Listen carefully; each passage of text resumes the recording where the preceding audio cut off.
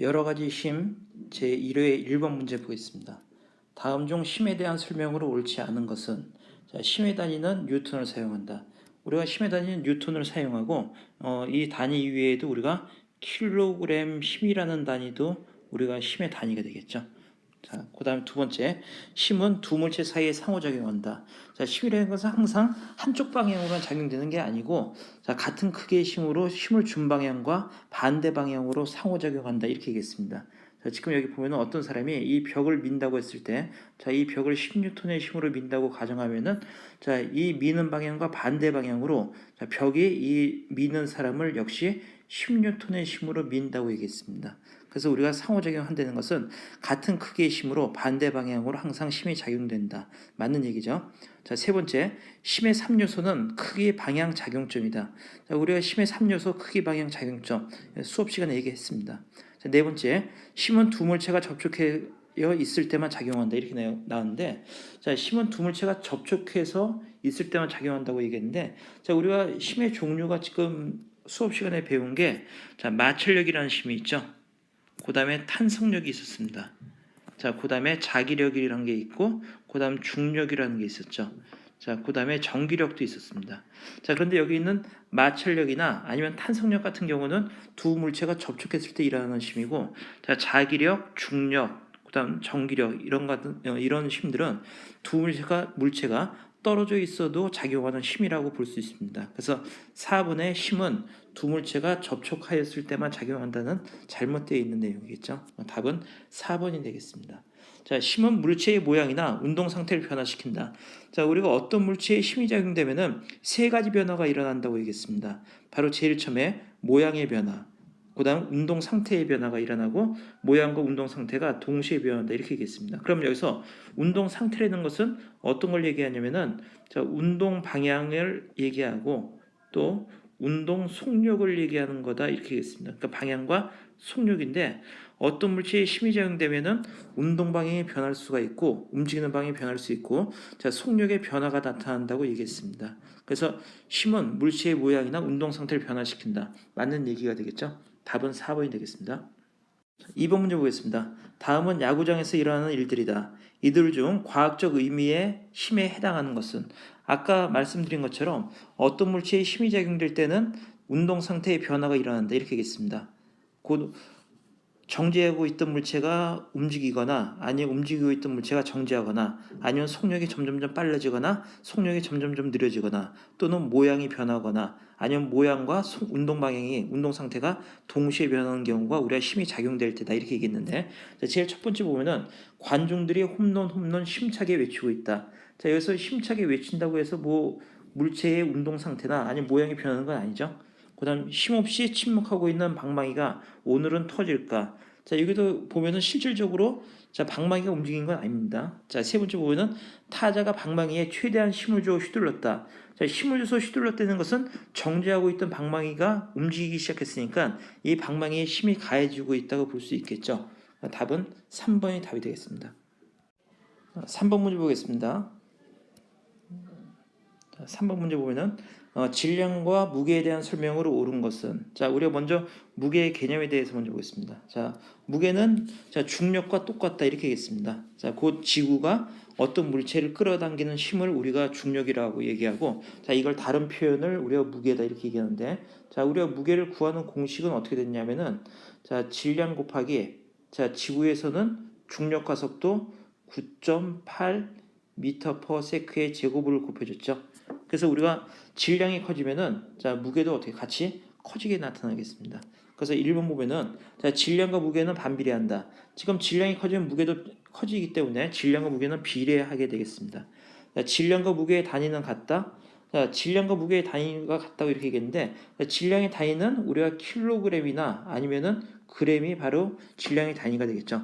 자, 그런 거에 비해서 무게는 힘의 단위입니다. 힘의 단위이기 때문에, 자, 뉴턴이거나 아까 얘기했던 킬로그램 힘이 무게의 단위가 되겠습니다. 그러니까 단위가 같지 않겠죠. 자, 세 번째, 질량은 측정 장소에 따라 그 값이 달라진다. 자, 질량은 물질 고유한 값이라고 했습니다. 그러니까 지구에서의 질량이나 달에서의 질량은 변화가 없다 이렇게 얘기했습니다. 자, 네 번째, 무게는 측정 장소에 따라 그 값이 달라진다.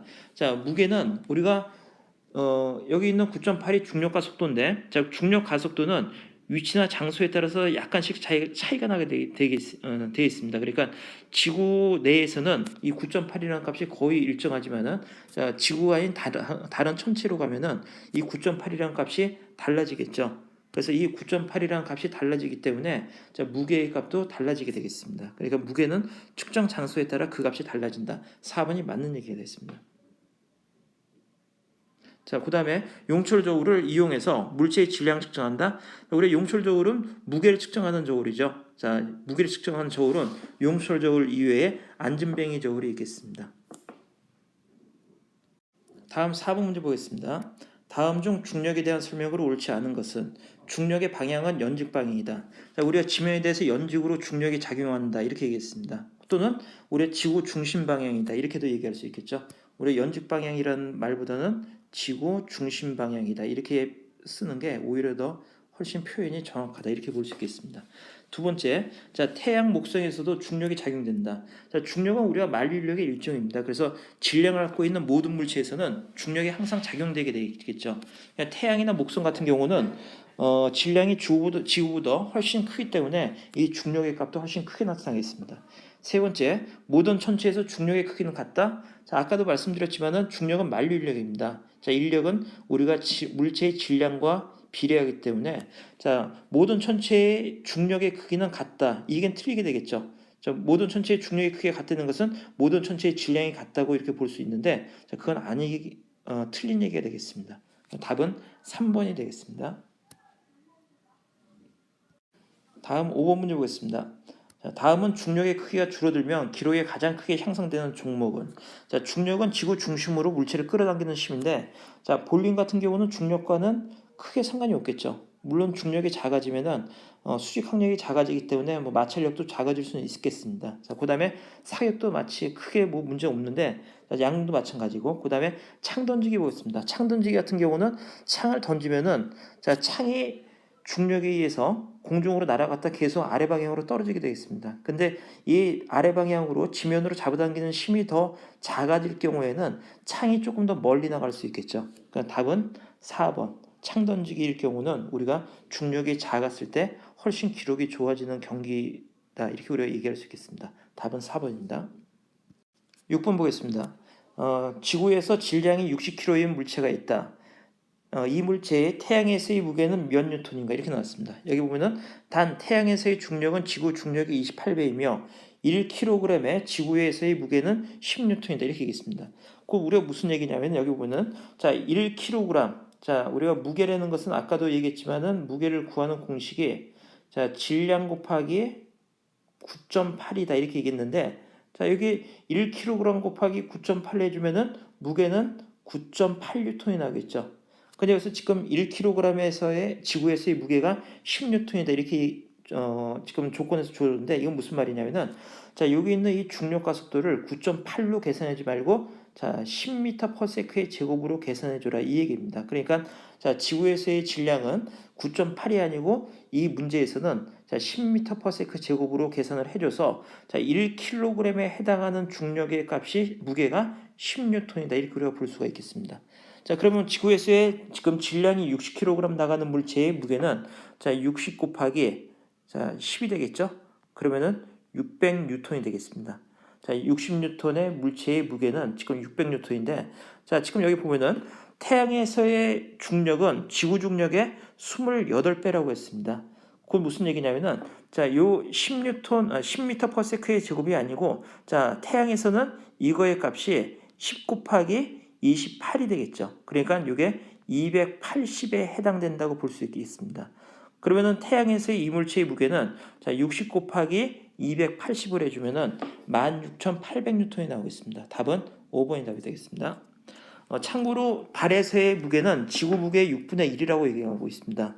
자, 그 이유는 왜 6분의 1이 되냐면은, 아까도 말씀드렸지만은 질량은 우리가 달에서나 태양에서나 지구에서나 변화가 없죠. 근데 단지 변화가 주어지는 게, 자, 여기 있는 중력과 속도, 자, 이 값이 천체마다 다르다 얘기했습니다. 그러니까 달에서 6분의 1이다, 무게가 6분의 1이 되는 원인은 여기 있는 이 9.8은, 자, 달에서는 6분의 9.8이 되기 때문에 무게가 6분의 1로 줄어든다 이렇게 우리가 보면 되겠습니다.